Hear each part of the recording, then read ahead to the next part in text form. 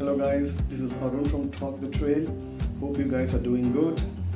This video is about cornering techniques and body movement specific to off-road terrain. The video is a bit long, but I request you guys to be patient and listen to what the trainers from Big Rock Dirt Park had to say. Let us hop on into the video. When you're going around the corners, we're just maintaining a neutral posture right now, correct? We're just doing the basic body posture. Now what I would want you guys to do is shift your hip to the outside.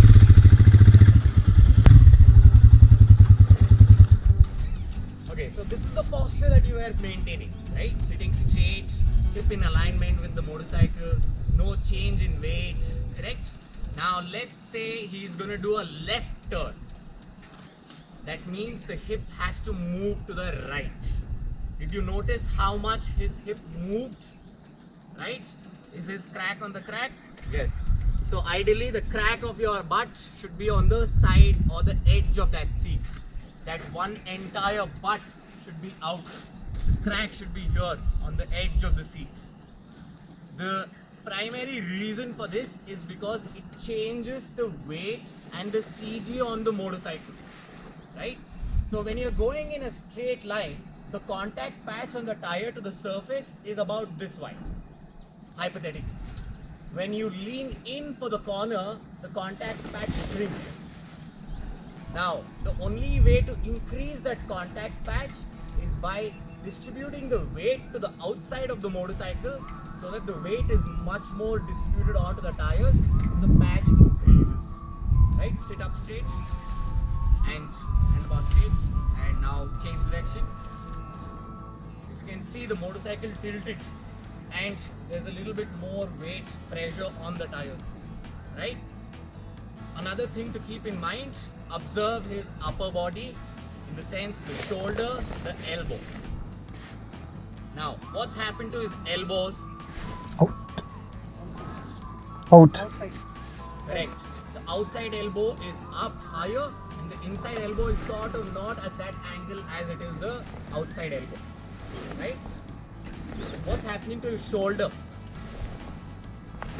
Turned. In the line with the angle.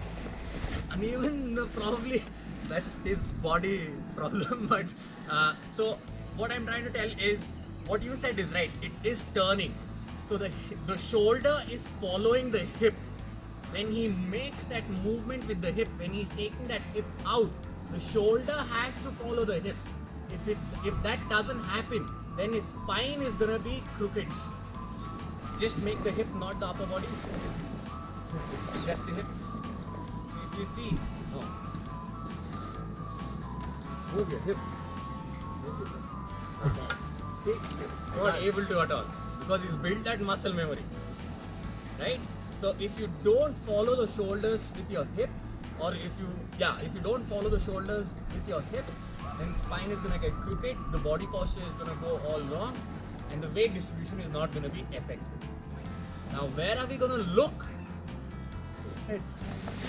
So if I wanna turn left, I keep looking straight. Towards the direction. Exactly. Look where you want to go. If you want to go left, you have to look left. Don't look straight. Go straight then. Okay? I have a doubt. Questions? I have a question. Yes. So when you move like this, what should we do with the tie? It should stay with the bike. It will still stay stuck to the motorcycle. Okay. The great, excellent thing about the motorcycle, the Royal Enfield Himalayan, is this big piece of metal here on the side. You can use that as a reference. So when you make that hip movement, the outside knee will slide forward. So you can rest your knee on that so that you can get an idea if you're making that hip movement or not. Right? Like when I make the movement, for me to understand if I am doing the right movements or not, I use this cage as a reference. When I make that movement, I use this. See that? My knee is sort of poking in there. So that's sort of like a reference to me, right? Even on the same thing on the other side as well. When I make that movement, that knee has to slide forward because your hip is moving. So I can use that as a reference point. Thing to notice, I'm turning right, hip has moved to the left, there's still contact here on my thigh. On dirt bikes, because the way the motorcycle is shaped, there will be no disconnect at all. Right now when I do this, there is nothing in between my knees and the tank, but I'm holding the motorcycle with my thigh. But on a dirt bike, the shape is so good that there is no disconnect between me and the motorcycle. So each motorcycle is shaped differently, but the movements are exactly the same. Yeah. Another thing to keep in mind, so when we are, as like Nikhil explained it to you all, when we are making the turn, our tendency is to open up our leg, right? So what happens when you shift the weight out? We tend to open up our leg, right? So where will be the weight distributed? Any idea? The side which you opened. Yes, right? That means if you even have shifted the weight to the other side of the motorcycle, the weight is unevenly distributed to the opposite, the other side as well, right? So I want you all to keep in mind that you have to always stay closer to your motorcycle even when you are making the turn. That way the weight is distributed to the opposite side of the motorcycle. Are you good? Shall we? Yes.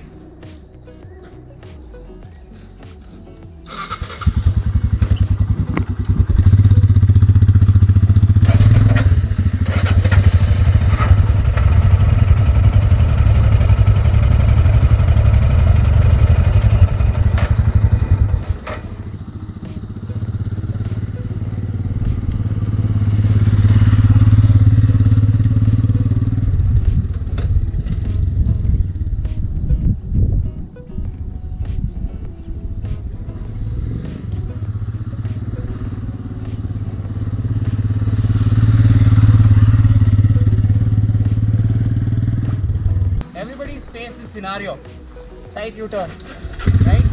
Without the body movement, I'm going to do one around Bhima.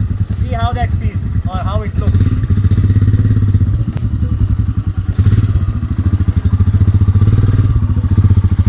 Right? Now I'm going to do it with the movement.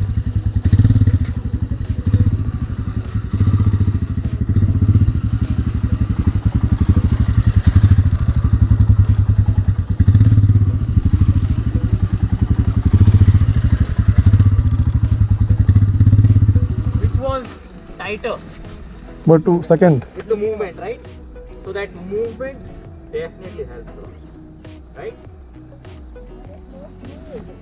Exactly, because you're working with the dynamics of the motorcycle rather than trying to fight it. Treat the motorcycle as your partner, dance partner, not your wrestling partner. Hey guys, hope this video was informative. Please take some time to practice these basic techniques. This will really help you.